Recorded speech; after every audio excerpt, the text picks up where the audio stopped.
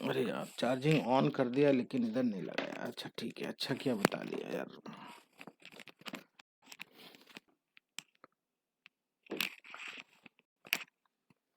अब लग गया।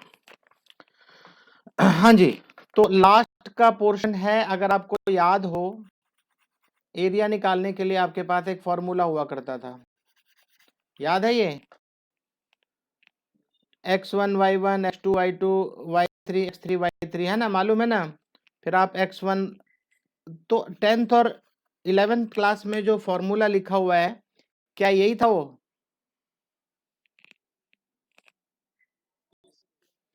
थोड़ा सा डिफरेंस है कुछ नहीं। हाँ मॉडुलस नहीं था 10th क्लास में, मॉडुलस लगाना चाहिए। इसलिए कभी कभी देखा होगा अगर आप पॉइंट्स को बदल के करोगे तो कभी कभी आपका एरिया नेगेटिव में आता है। 10th क्लास में कुछ बच्चों को जरूर फेस किया होगा ऐसी प्रॉब्लम, ठीक है।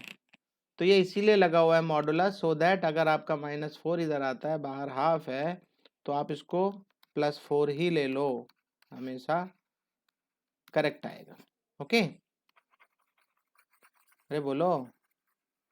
तो बस यही डिफरेंस है और कुछ भी नहीं है। तो जो कुछ भी बातें मैंने अभी बताई, 4 फॉर्मूले दिखाए मैंने आपको, और ये 4 के चारों फॉर्मूले आप पढ़ चुके हो, इनका खास रोल नहीं है अभी, यूजेस थोड़े थोड़े होंगे। यहाँ बता रहे the area of triangle ABC is 0। 0 अगर आता है तो इसका मतलब है एबीसी क्या है, एबीसी एक लाइन है, ठीक है ना। अगर ये बी है और ये सी है, मान लो ए यहाँ था, मान लो, सॉरी, ये आपका ए है, तो अगर आपका ये पॉइंट ए शिफ्ट होके यहाँ आ जाता है तो साफ साफ दिखाई दे रहा है कि बीएसी क्या है, एक स्ट्रेट लाइन, ठीक है ना। लेकिन कब, जब एरिया 0 होगा। ये बात भी आपको पता है, पढ़ी होगी आपने। अब इसके बाद शुरू होता है स्लोप। अब यहां से ध्यान देना, यहां से हमारी 11th क्लास शुरू होती है। क्या शुरू हो रही है? 11th class. अब ध्यान देना, आप लोगों के स्कूल में हुआ है, मैं भी करा रहा हूं, आपको अच्छा समझ में आना चाहिए। A line in coordinate plane form two angles with x-axis which are supplementary। ये बात समझ में आई भाई? क्या बोलता है ये, अगर एक स्ट्रेट लाइन है और इसको एक लाइन ऐसे कट करती है तो ये एक एंगल बनता है, बन रहा है ना। मान लो थोड़ी देर के लिए 45 डिग्री का है, तो इसका मतलब ये भी तो है एक्स एक्सिस के साथ में क्या एंगल बना रहा है। अगर मैं ऐसे ही पूछ लूं, एक मिनट ध्यान दे सुनना भाई, अगर मैं ऐसे ही पूछूं, मैं कुछ मेंशन नहीं कर रहा हूं भाई, ये जो स्ट्रेट लाइन है एक्स एक्सिस के साथ में कितने डिग्री का एंगल बना रही, बोलो है? ये स्ट्रेट लाइन 180 कहां बना रही है भाई? एक्स एक्सिस के, ये एक्स एक्सिस, हाँ हाँ, मान लो जो भी थीटा आप लेते हो, मान लो ये 45 है, तो मैं यहाँ पे 145 बोल सकता हूँ, लेकिन साथ में हमें ये नहीं भूलना चाहिए एक एंगल इधर भी बनता है, तो ये शायद 135 बनेगा। और ये दोनों एक दूसरे के क्या हैं, सप्लीमेंट्री, मतलब दोनों का एडिशन 180 होना चाहिए। आप सब जानते हो, बस थोड़ी सी लैंग्वेज सीखना था, बाकी और कुछ खास नहीं है। आगे बढ़ते हैं, आगे क्या बताता है ये हमें। हाँ यस, कौन पूछ रहा है ये? अजय। चलो अजय दोबारा से देखो, इसने क्या बोला, ये हमारा एक्स एक्सिस है, ठीक है ना, और एक स्ट्रेट लाइन इसको ऐसे कट करती है, तो इस एक्स एक्सिस को मान लो ऐसा है एक्स एक्सिस, ये वाई एक्सिस, और बढ़िया से समझाऊंगा, चलो ये एक्स एक्सिस, ये एक लाइन है कट करती हुई जा रही है। तो अगर मैं ऐसे ही पूछ लूं कि भाई ये एक्स एक्सिस के साथ में कितना एंगल बना रहा है, अगर कोई ढंग से नहीं पूछता है, नहीं पूछता, तो आप ठीक से जवाब नहीं दे पाओगे। भाई कौन सा एंगल पूछ रहे हो, ये तो 2 एंगल बना रहा है इधर से, अगर ये 45 है तो ये तो 135 है, तो आप पूछोगे कौन सा एंगल है ना, अगर कोई नॉर्मल एंगल पूछता है तो। लेकिन ध्यान से सुनना सभी लोग, प्लीज पे अटेंशन। लेकिन अगर कोई ये बोलता है कि ये स्लोप कितना बना रहा है, तो आपकी लैंग्वेज बदल चुकी है। आपकी भाषा बदल चुकी है। आप लोगों को एक चीज बता दूं मैं, सुनना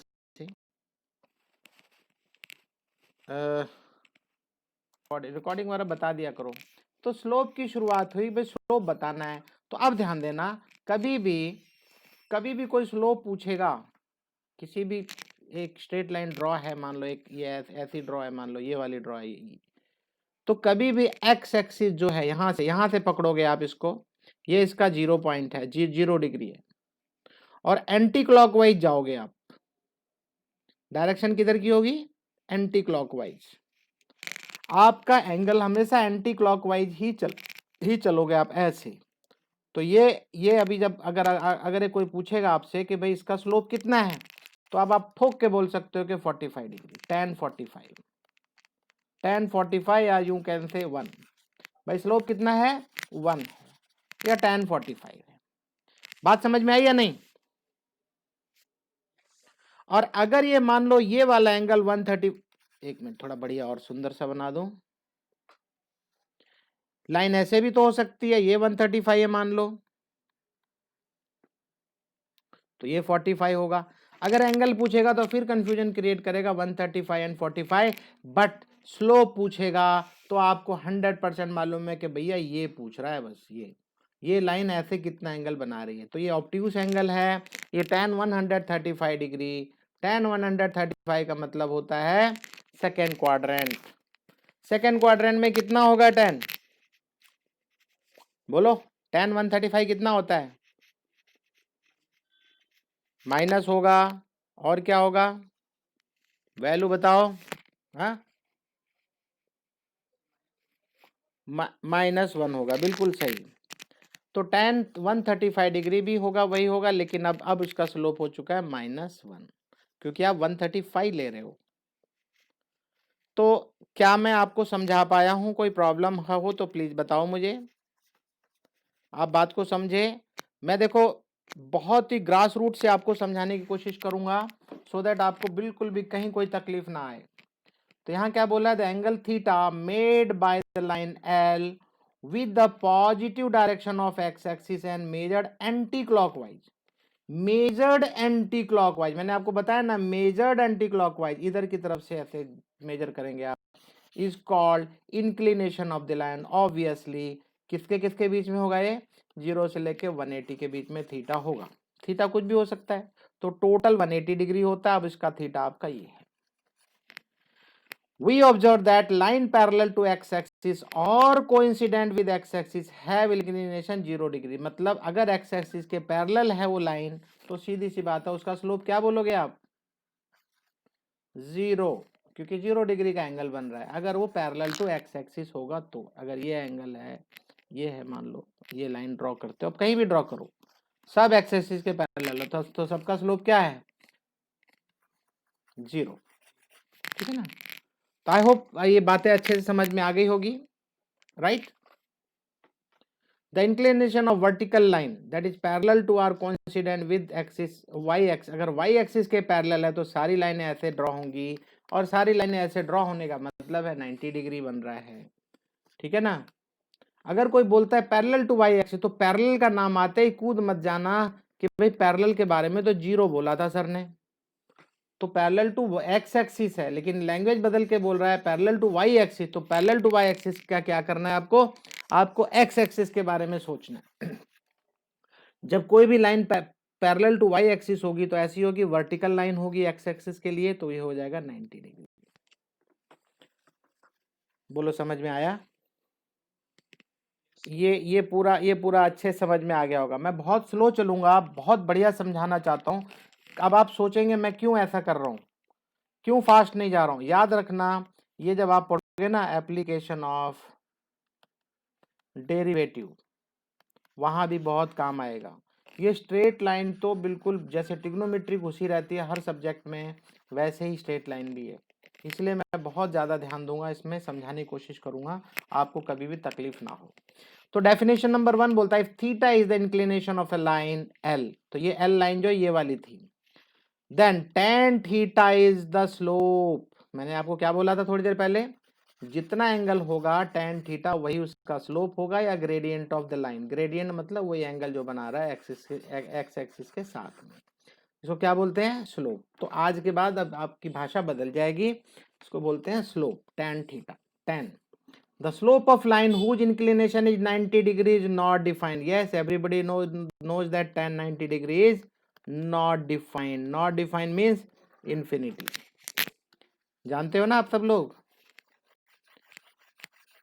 So the slope of line denoted by small m. तो अभी के बाद, आज के बाद हम लोग स्लोप को स्मॉल m से डिनोट करेंगे। अरे कहाँ भाग रहा है यार, स्मॉल m से डिनोट करेंगे। जब भी स्लोप की बारी आएगी तो स्मॉल m की बात करेंगे। Okay, so m is nothing but tan theta and theta is not equal to 90 degree, क्योंकि 90 डिग्री होगा तो 90 डिग्री होगा तो क्या होगा, डिफाइन नहीं होगा।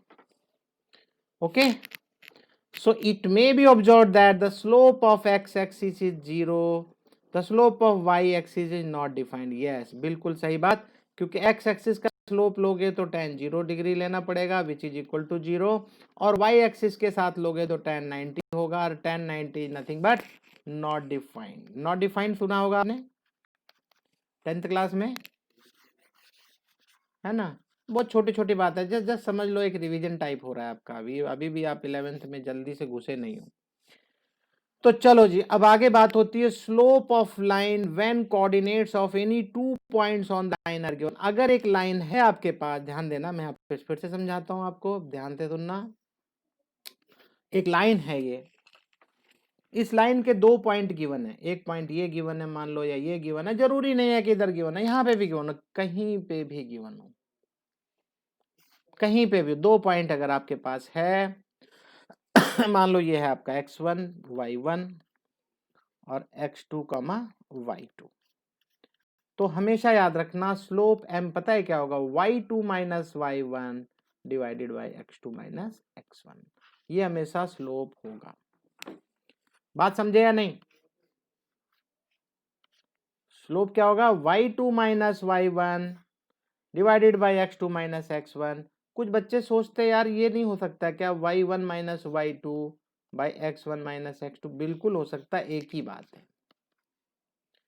y1 माइनस y2, तो अगर आप एक चीज बताओ मुझे, मैंने इसका उल्टा किया ना भाई, इसका तो उल्टा कर दिया ना, तो एक तरीके से मैंने माइनस बाहर ले लिया भाई, इसी को मैं ऐसे लिख सकता हूं कि नहीं। सेम वे मैंने इसको भी उल्टा किया तो इसका भी मैंने बाहर माइनस ले लिया, माइनस माइनस कैंसिल, वापस आ गया। कहने का मतलब आप चाहे x2 माइनस x1 करो या x1 माइनस x2 करो, डजेंट मैटर।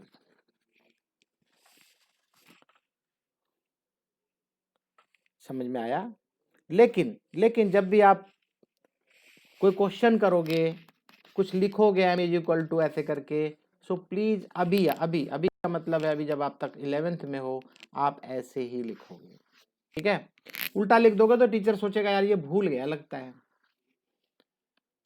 सम आप कैसे भी करो, क्वेश्चन आप कैसे भी करो, लेकिन अभी फॉर गॉड सेक आप चेंज मत करना। चेंज कुछ वैल्यू होगी नहीं, आपका सवाल बिल्कुल सही होगा, लेकिन ऐसे लिख दोगे ना तो टीचर के दिमाग में घुस जाएगी बात, यार इसको आता नहीं। अगर आपने ये लिख दिया ना तो सोचेगा यार इसको आता नहीं, इसका तुक्के में ठीक हुआ है, तो ठीक तो होना ही आंसर, मैंने ऑलरेडी बता दिया दोनों का आंसर सही होगा। उसके दिमाग में आएगा यार ये तो तुक्के में सीख रहा है, ये इसको आता जाता कुछ भी नहीं है। सो फॉर गॉड सेक आप ऐसा ही लिखना, y2 minus y1 divided by x2 minus x1। I hope समझ में आ रही होगी बात आप लोगों को। कहीं भी किसी भी तरह की परेशानी है प्लीज लेट मी नो। तो ये आपका स्लोप है, देखो मान लो ये आपके पास P पॉइंट है x1 y1 और Q पॉइंट x2 y2, ठीक है। तो ये जो थीटा ये यहाँ पे दिखाई दे रहा होगा, यहाँ से थीटा लो चाहे यहाँ से थीटा लो भाई, एंगल अगर मैं इसको पैरेलल बनाता हूँ एक्स एक्सिस के जैसे ये बना हुआ है, तो जो एंगल इधर होगा वही एंगल तो यहाँ पे भी होगा ना, स्लोप सेम रहेगा। कहीं भी बना दो आप, यहाँ पे ले लो, ये भी एंगल वही होगा, ये भी एंगल वही होगा। गेटिंग, बोलो भाई। ओके, हाँ, तो यहाँ पे 2 केस ले रहा है। Case 1 when angle is acute, ध्यान से सुनना, अगर थीटा एक्यूट है ले दे के कहानी दोनों एक ही है। Slope of line L M is equal to tan theta. अभी अभी आपने देखा और मैं अभी आपको बता के भी चल रहा हूं कि y2 minus y1 divided by x2 minus x1 होगा, ठीक है ना। अब ये बता रहा है अगर ऑब्ट्यूस होगा तो क्या होगा, तो ये तो हो गया m is equal to y2 minus y1 divided by x2 minus x1। अब ये बता रहा है ये ऑब्ट्यूस एंगल है, देख लो इधर सब लोग, ये ऑब्ट्यूस एंगल आ गया x1 y1 और x2 y2। अगर ऐसा होगा तो क्या होगा, आप तो भी करके देख लोगे तब भी आपको आंसर वही मिलेगा, y2 minus y1 divide by x2 minus x1। सिर्फ tan थीटा ऐसा आएगा, उस केस में आप क्या करोगे, देखो इधर y2 माइनस y1 तो ठीक है, लेकिन x1 माइनस x2 लेना पड़ेगा यहाँ पे, और जिसकी वजह से आपने यहाँ माइनस बाहर लिया हुआ है, ये भी चेंज होके थ्योरी अगर थोड़ा पढ़ोगे तो आपकी समझ में आ जाएगा ये थीटा माइनस में क्यों लिया हुआ है। अदरवाइज कहानी सेम है, y2 minus y1 divided by x2 minus x1।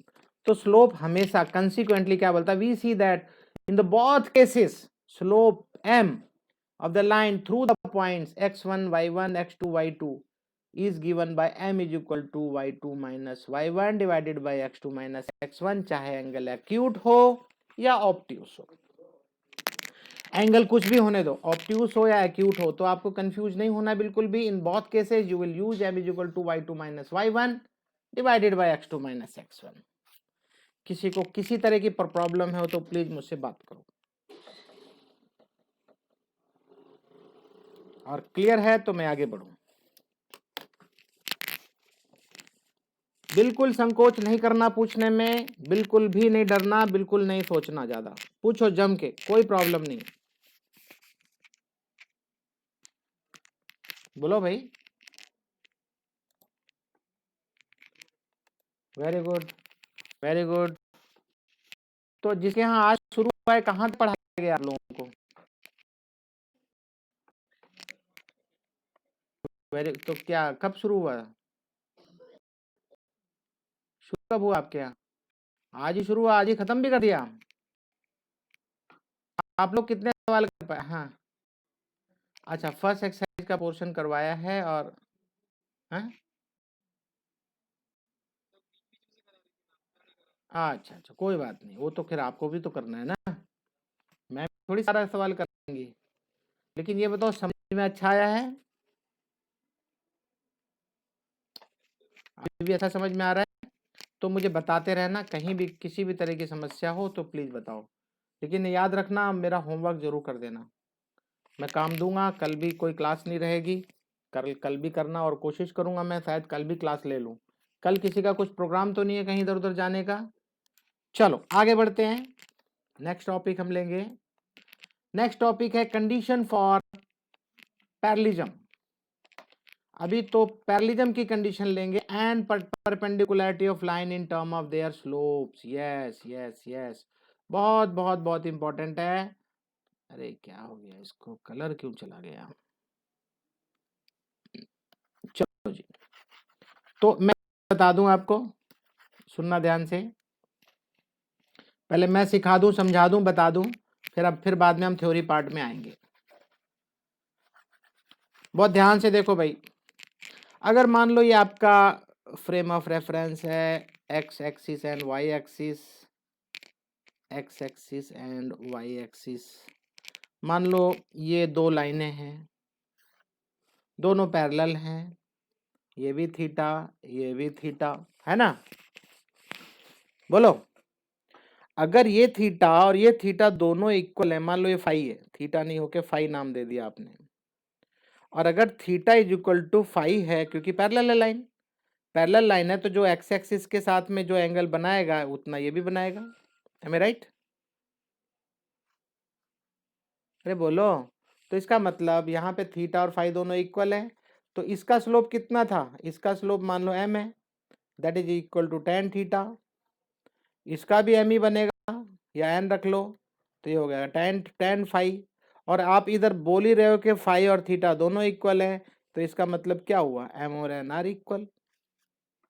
तो इसका मतलब क्या है, दोनों के स्लोप सेम होंगे, दोनों के स्लोप क्या होंगे, सेम होंगे।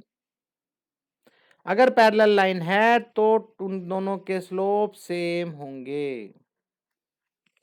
बात क्लियर है? या मान लो किसी का m1 है और दूसरे का m2 है, तो दोनों m1 and m2 will be equal, right. और हाँ, एक चीज और बता दूं मैं, एक्सरसाइज 1 बहुत मजेदार लगेगी, 2 में थोड़ी सी मेहनत लगेगी, और 3 और मिसलेनियस आपका धुआं निकालेंगे।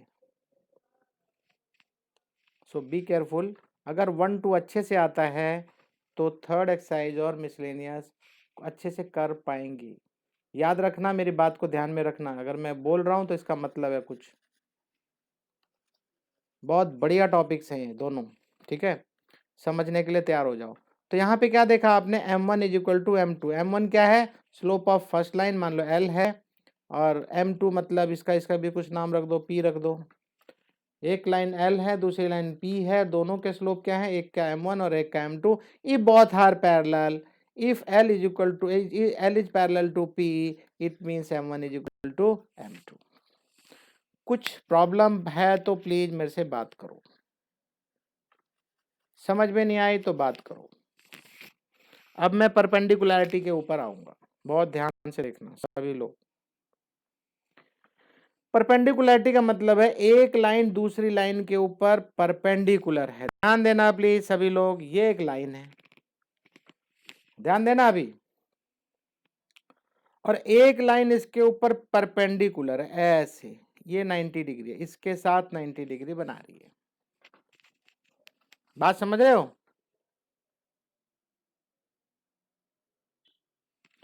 मान लो ये m1 है, इसका स्लोप m2 है, एक m1 है और एक m2 है, दोनों के बीच में क्या रिलेशन बनता है, सिखाया आज आप लोगों को। अभी से दिमाग में रख लो, m1 और m2 को मल्टीप्लाई करेंगे तो -1 आता है, हमेशा हमेशा -1 रहेगा। अब भला क्यों रहेगा, चलो यही मैं सिखा देता हूं।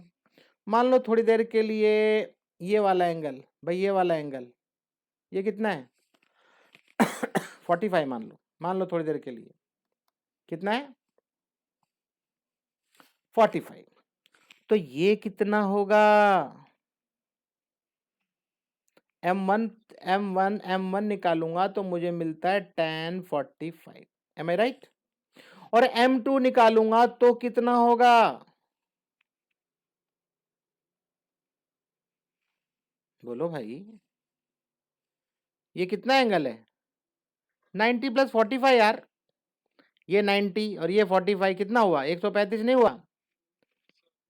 तो फिर क्या घबरा रहे हो यार, तुम लोग डरते हो पता नहीं किस बात से। अभी मुझे साफ साफ दिखाई दे रहा है कि अगर मैं दोनों का मल्टीप्लिकेशन करता हूं tan 45 degree into tan 135 degree, तो मुझे क्या मिलेगा, tan 45 1 होता और tan 35 अभी अभी किसी ने बताया था कि -1 होता, तो -1 तो आ गया, करेक्ट है ये। नहीं आया समझ में, नूपुर को समझ में आ गया। बाकी लोग गर्ल्स, आज मैंने गर्ल्स की आवाज ही नहीं सुनी भाई, महक ने बोला था थोड़ी देर के लिए बस। क्या भाई गर्ल्स कहाँ हो तुम लोग, समझ में आया? यही हो, अच्छी बात है, अच्छी बात है, वेरी गुड। तो आई होप ये दोनों बातें क्लियर हो गई होंगी आपको। अगर पैरेलल है तो m1 is equal to m2 होता है, और अगर परपेंडिकुलरिटी की कंडीशन है तो m1 और m2 को मल्टीप्लाई करोगे तो -1 होगा। ये आप बिल्कुल दिमाग में, दिल में, दिमाग में हर जगह रख लो, ये अब आपका पीछा नहीं छोड़ने वाला जब तक मैथमेटिक्स पढ़ोगे, कभी नहीं छूटेगा, ये ध्यान रखना। तो चलो ये बातें आप लोगों ने आज सीख लिया होगा। यहाँ पे देखो m1 is equal to m2, tan alpha is equal to tan beta, यहाँ पे अल्फा बीटा लिया मैंने, थीटा फाई लिया था, डजंट मैटर, बात एक ही है।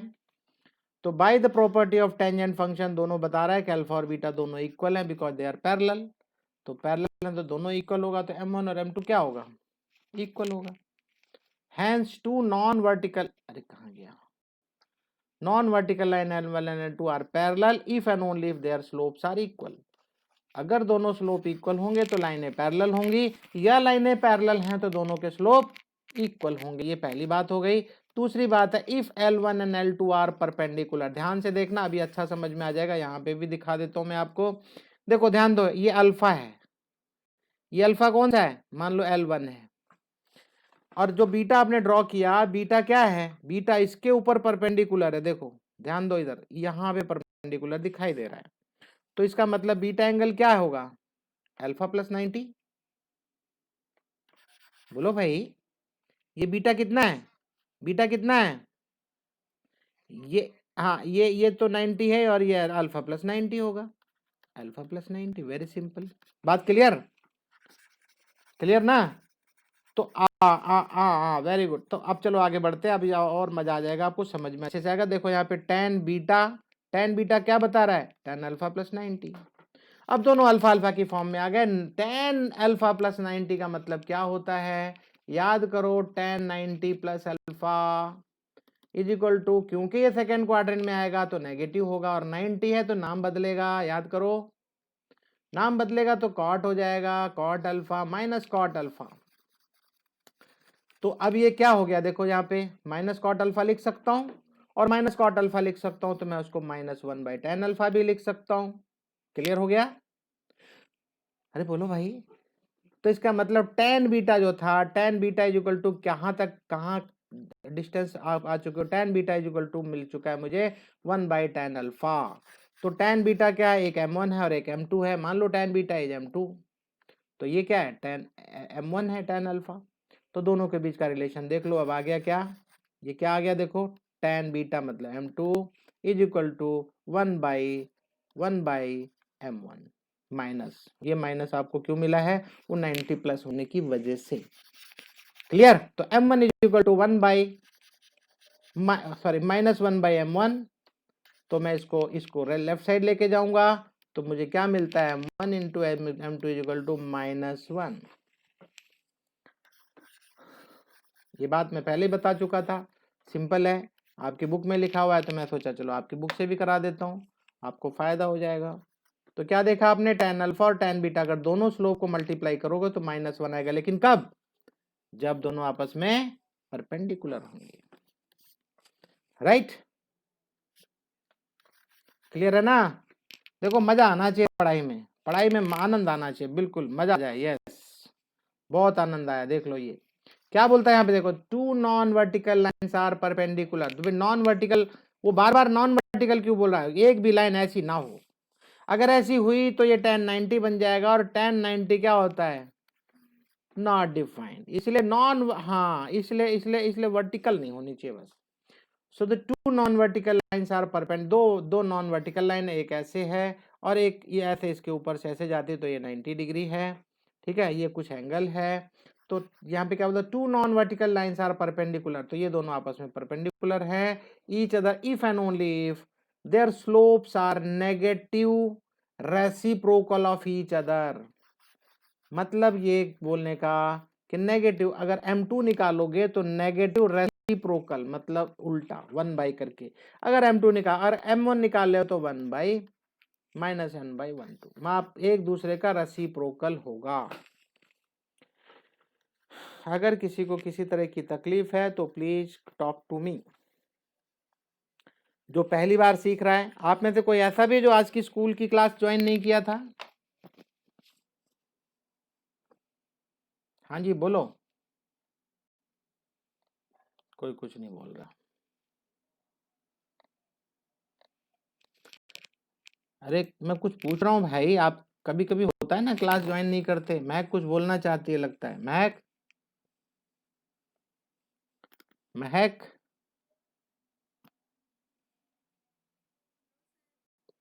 अच्छा क्लास में तू भी नहीं थी, अच्छा अच्छा अच्छा अच्छा। हाँ भाई, और कोई है जो क्लास में नहीं था आज, क्योंकि उसको मुझे सिखाना पड़ेगा। अच्छा राहुल, राहुल क्लास में थे, गुड। कोशिश किया करो क्लास से मिस मत रहो, कुछ ना कुछ छूट जाएगा। अब घर में रहते हो, कुछ भी प्लान करते हो आप, मैं आप लोगों को कभी नहीं बोलता कि आप खेलने मत जाओ, आप घूमने मत जाओ, भैया हर जगह जाओ, कोई प्रॉब्लम नहीं है, मेरी साइड से कोई प्रॉब्लम नहीं है, लेकिन अपनी क्लास का टाइम देख लो, वो मिस नहीं होना चाहिए। आप कुछ भी करो, मैं आपसे कोई मतलब नहीं है, आप ऐसा क्यों करते हो, आप अपना काम करो, होमवर्क करो, क्लास करो, उसके अलावा आप जो मर्जी करते हो, मैं आपके पीछे कभी नहीं आऊँगा। प्लीज़ पढ़ाई अच्छी करते रहो बस।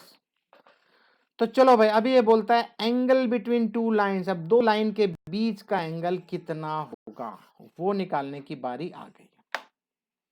कुछ लोगों को यह समझ में नहीं आ रहा, बोले यार ये क्या बात हो गई, दो दो लाइन के बीच का एंगल का मतलब क्या है। तो मतलब ये होता है, पहले यहां देख लो। कुछ लोग सोच रहे होंगे यार ये तो tan का फॉर्मूला ही है। यस, बिल्कुल सही बात है, tan का फॉर्मूला है, tan theta is equal to, दिखाई दे रहा है। और कुछ लोग बोलेंगे हाँ सर ये माइनस वाला तो फॉर्मूला है, tan theta 2 minus tan theta 1 divided by 1 plus tan theta 1 into tan theta 2। क्या आप इस फॉर्मूले को ऐसा लिख सकते हो कि नहीं? लेकिन अभी आपको क्या बोलना पड़ेगा यहाँ पे, tan थीटा की जगह tan थीटा tan थीटा की जगह आपको लिखना पड़ेगा tan थीटा 2 माइनस थीटा 1। अब बोलो ये फॉर्मूला परफेक्ट है या नहीं?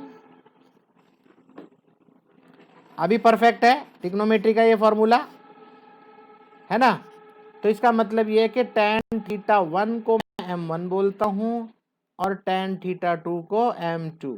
Right right. तो हाँ हाँ, ओके ओके ओके। तो इसका मतलब ये है कि अब मेरे पास साफ साफ दिखाई देगा, ध्यान से देखना। अभी ये एंगल बड़ा है, ज्यादा है कि नहीं बताओ मुझे। ये अल्फा 2 है, ये एंगल छोटा है,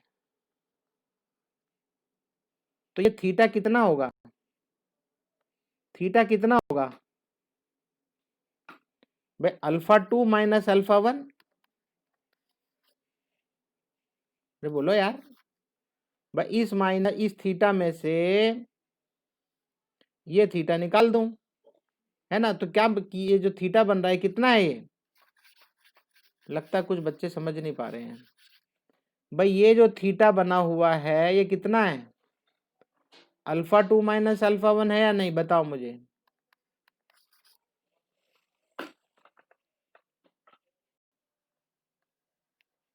कोई आवाज ही नहीं आ रही भाई, मैं इसको क्या समझूं, आपकी जो आवाज नहीं आ रही है उसका मतलब मैं ना समझूं हाँ समझूं, क्या है।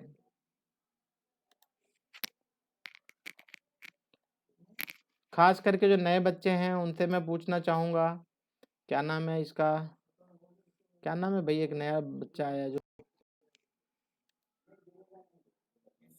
क्या नाम है तुम्हारा। हाँ अंशुल, यार तुम्हारा नाम ही नहीं याद होता मुझे। अंशुल, तुम्हें समझ में आ रही है सारी बातें। ये तो ऑलरेडी पढ़ाया भी जा चुका है, ठीक है। कहाँ तक सिखाएगा आपके स्कूल में।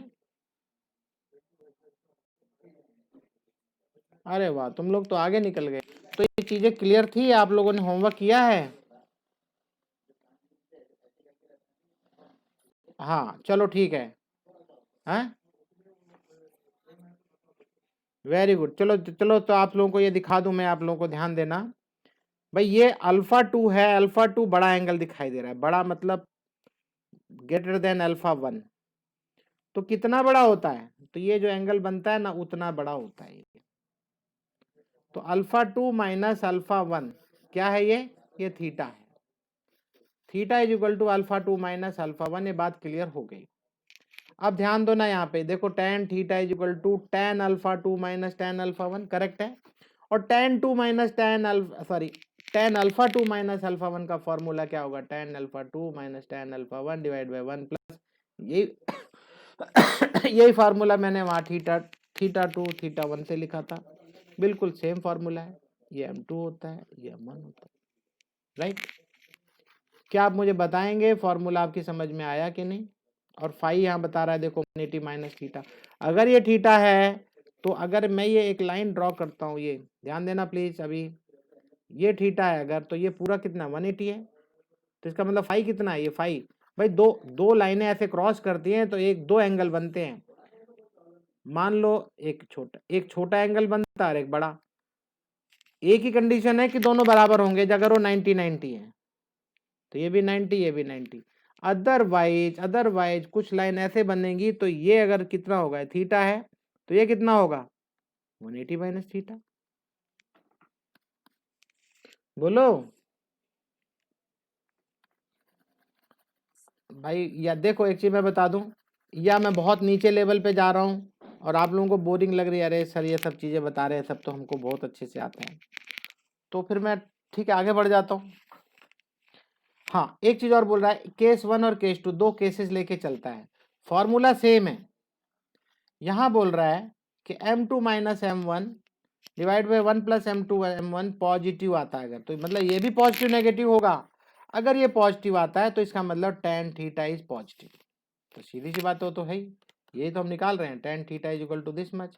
ये पॉजिटिव, tan थीटा भी पॉजिटिव होगा, और tan थीटा पॉजिटिव होगा तो tan फाई नेगेटिव होगा। कहने का मतलब ये एक्यूट है, ये एक्यूट एंगल है, लेस देन 90। लेस देन 90 होगा तो पॉजिटिव वैल्यू आएगी, और जब आपने मान लिया कि थीटा tan थीटा 90 से कम है तो पॉजिटिव वैल्यू आ रही है, तो सीधी सी बात है tan फाई मोर देन 90 होगा। और मोर देन 90 tan क्या होता है, tan मोर देन 90 कहां जाता है, सेकेंड क्वाड्रेंट में, और उसकी वैल्यू क्या आती है, क्या आती है तो अब आई होप आपको ये ध्यान रहेगा, tan थीटा अगर पॉजिटिव है तो उसका जो दूसरा वाला पार्ट होता है सप्लीमेंट्री, वो tan नेगेटिव होगा। Very simple, which means theta will be acute and phi will be obtuse. देखो कितना सुंदर लिखा हुआ है आपकी बुक में। पहली बात क्लियर हो गई, एक केस खत्म हो गया कि हाँ भाई ये एक्यूट ऑब्ट्यूज होगा, एक पॉजिटिव होगा तो दूसरा नेगेटिव होगा। चलो केस 2 में क्या बोलता है, if this value is negative. देखो ये पॉजिटिव था तब बता रहा है, अगर ये नेगेटिव आ गया तो इसका मतलब है tan थीटा नेगेटिव होगा। और tan थीटा नेगेटिव होने का मतलब, ध्यान देना प्लीज अभी, tan थीटा नेगेटिव होने का मतलब है एंगल कुछ ऐसा होगा, ऐसा, मतलब ये ऑब्ट्यूज है तो ये छोटा होगा। वेरी सिंपल, अगर ये एंगल ज्यादा आ रहा है आपका तो ये नेगेटिव आएगा ही आएगा, मोर देन 90, तो सीधी सी बात है लेस देन 90 है, लेस देन 90 मतलब पॉजिटिव। ये फाई है अभी, ये थीटा है। बात समझ में आ गई? थोड़ा ज्यादा सोचो, थोड़ा बड़ा सोचो, क्योंकि ये वाला एंगल है बहुत ऑब्ट्यूज है, और दूसरी लाइन ऐसे है तो ये ऑब्ट्यूज हो गया ना, यही तो हम निकाल रहे थे इतनी देर से। और पहले वाले केस में ये ऐसे था, एक्यूट था, ये एक्यूट है तो ये ऑब्ट्यूज होगा, ये पॉजिटिव है तो ये नेगेटिव था। लेकिन यहाँ अगर ये नेगेटिव हो गया, अरे आजा भाई, अगर ये नेगेटिव हो गया तो सीधी सी बात है ये पॉजिटिव होगा, राइट। तो ये दोनों बातें आप लोगों को बहुत अच्छे से क्लियर हो गई होंगी। दोनों ये क्या है, दोनों दो लाइन के बीच का एंगल निकालना दो लाइन के बीच का स्लोप निकालना। ओके, तो अभी आ गए एग्जाम्पल, एक एग्जाम्पल पीछे छोड़ के आ गए क्या लगता है? रुको रुको रुको रुको रुको रुको रुको थामा, जो थ्योरी पार्ट है मैं कराता चल रहा हूँ। याद एक काम करते हैं यार, हम लोग हैंड टू हैंड करेंगे, नहीं तो भूल जाओगे पीछे का पोर्शन। पहले एग्जाम्पल नंबर 1 देख लो। देखो लोगों ने पढ़ लिया है तो आप लोगों को आसान लगेगा, लेकिन इसका ये मतलब कतई नहीं है कि मैं आपको ना पढ़ाऊँ। मेरा तो पढ़ाना फर्ज है, मैं पढ़ाऊंगा कैसे भी, चाहे छोटा हो या आता हो या नहीं आता हो। एग्जाम्पल नंबर 1 में आप दो सवाल करेंगे, कोई भी, कौन सा करोगे बोलो? चलो फर्स्ट और थर्ड, ए और सी करेंगे। आप लोग ए और सी को देखो, मैं रिकॉर्डिंग बंद कर देता हूँ। ए और सी को देखो। मेरा collinearity of 3 points, collinearity, collinearity का मतलब समझते हो? लीनियरिटी, कोलिनियरिटी मतलब 3 पॉइंट एक ही लाइन में होंगे। तो चलो ध्यान से सुनना, ध्यान से सुनना, अभी इस पे आपको दिमाग भी लगाना है। अगर मैं ये बी पॉइंट ले लूं और ए पॉइंट ले लूं, बी और ए से मान लो ए का नंबर नाम है x1 y1 और बी है x2 y2। इससे मुझे क्या मिलेगा? स्लोप, ये एंगल मिलेगा। ध्यान से सुनना, अभी कोलिनियरिटी होने के लिए x1 y1 और x2 y2 के थ्रू मैंने ये स्लोप निकाल लिया। अब मैं क्या करूंगा, b और c का स्लोप भी निकालूंगा और इनका इसका नाम रख दूंगा x3 y3, और x3 y3 से y3 minus y2 divided by x3 minus x2, इससे इसका स्लोप निकल आएगा। और अगर दोनों का स्लोप सेम है, ध्यान से सुनना, अभी दोनों का स्लोप सेम है तो क्या हम तीनों पॉइंट को कोलिनियर बोल सकते हैं? रुको रुको रुको, यहाँ पे एक ट्विस्ट है, बताता हूँ ना भाई, बड़े टोरे में बता दिया क्या होता है। ध्यान से सुनना भाई सभी लोग, रुको तो, शांत रहो थोड़ा। ये 2 पॉइंट है, इनका स्लोप मैंने निकाला और ये आ गया। ये 2 पॉइंट है, इनका मैंने स्लोप निकाला और आ गया, बिल्कुल सेम आया। तो क्या ये दोनों कोलिनियर हो गए तीनों? ये सब 3 पॉइंट या 4 पॉइंट, क्या ये कोलिनियर है? लेकिन स्लोप तो सेम है जो मैंने अभी बोला। तो फिर हाँ, तो वही तो मैं बोल रहा हूँ, सेम लाइन पे नहीं है लेकिन फिर भी दोनों के स्लोप इक्वल है। वहां पे भी तो मैंने स्लोप नहीं, यहाँ पैरेलल नहीं बोलना है, यहाँ बोलना है कि 3 पॉइंट जो है ना, मान लो ये ए है तो ये बी है, अगर बी हेड है तो तीसरा पॉइंट जो है सी, उसका हेड अगर सी है तो बी उसकी टेल होनी चाहिए, मतलब ये कॉमन होना चाहिए, ए बी के साथ में एक ही लाइन में हो और बी सी भी एक ही लाइन में हो, तब कोलिनियर बोलेंगे। क्योंकि कोलिनियरिटी हम कैसे प्रूव कर रहे हैं? कोलिनियरिटी प्रूव कर रहे हैं कि दोनों का स्लोप इक्वल है। लेकिन मैंने अभी दिखाया आपको, 2 पैरेलल लाइन भी ड्रॉ कर दो, उसके भी 2 स्लोप इक्वल है, तब तो कोलिनियर नहीं है वो। बात को समझने की कोशिश करो, मैं क्या बोलना चाह रहा हूं, नहीं समझे? अरे बोलो। कोलिनियर का मतलब है एक ही लाइन में होना चाहिए, कोलिनियर का मतलब एक ही लाइन में, लेकिन हमारा जो प्रूव करने का तरीका है वो अधूरा है। अगर मैं दोनों के स्लोप इक्वल बता दूं तो वो अधूरा है, आधी बात बोल रहा हूं मैं। चलो दिखाता हूं कैसे। देखो, ए और बी से जो स्लोप मैंने निकाला और इधर मैंने बी और सी से मैंने स्लोप निकाला, दोनों स्लोप इक्वल है। बोलो इक्वल है ना? Slope of A B equal to slope of B C, ये बात तो ठीक है। तो क्या हो गई ये कंडीशन ऑफ कोलिनियरिटी? नहीं, नहीं हुई है। तो कब होगी फिर? यहां बताएगा, देखो, we know that slope of 2 parallel lines are equal. देखो वही बात बता रहा है जो मैंने अभी बताया आपको कि भाई 2 पैरेलल लाइन के भी स्लोप इक्वल होंगे if 2 lines having the same slope pass through a common point. ये इंपॉर्टेंट है, ये इंपॉर्टेंट है। अगर 2 लाइन है से और उनका स्लोप सेम है और उनका एक कॉमन पॉइंट है, मान लो कॉमन पॉइंट जरूरी है, अगर कॉमन पॉइंट है, जैसे बी पॉइंट कॉमन है, ए बी में भी है बी और बी सी में भी है बी, अगर ये बी पॉइंट कोई भी एक कॉमन पॉइंट उनके अंदर है तब वो कोलिनियर होगा। बात समझ में आई कि नहीं?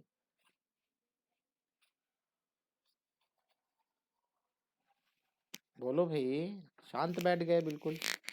समझ में बात आई कि नहीं? कि भाई उनका एक कॉमन पॉइंट होना चाहिए, कॉमन पॉइंट हो तो कोई प्रॉब्लम नहीं है, फिर वो कोलिनियर होगा। Then the 2 lines will coincide, तो दोनों लाइनें कोइंसाइड कर देंगी। अगर मैं ड्रॉ करूं तो मैं बोलूं कि भाई एक ए बी है, ये लो जी ए और बी है, और दूसरा है बी सी, तो ये लो जी बी सी, अब ये कोलिनियर है। लेकिन साथ में अब आप कोई कुछ बच्चे बोले नहीं जी मैं तो बी सी यूं बनाऊंगा, तो बना ले भैया, लेकिन स्लोप तो इक्वल नहीं है। बी सी तो यूं बना रहा है मान लो, अब स्लोप तो अलग हो गया, स्लोप भी इक्वल होना चाहिए, कॉमन पॉइंट भी हो और साथ में क्या हो, हाँ भाई क्लियर है तो बोलो, नहीं तो दोबारा बताना है तो दोबारा बताऊंगा मैं। आप में से कोई भी ये बोलेगा सर दोबारा बता दो तो मैं दोबारा बताऊंगा, मेरे ख्याल से जरूरत नहीं पड़ेगी, मैंने कोशिश की अच्छे से आपको समझाने की। अच्छा समझ गए होंगे। तो ये क्लियर हो गई बात आपको, अच्छी बात है। एग्जाम्पल नंबर 4 आप लोग खुद देखेंगे। कम ऑन, रिकॉर्डिंग मैं कर दे रहा हूँ बंद और अच्छा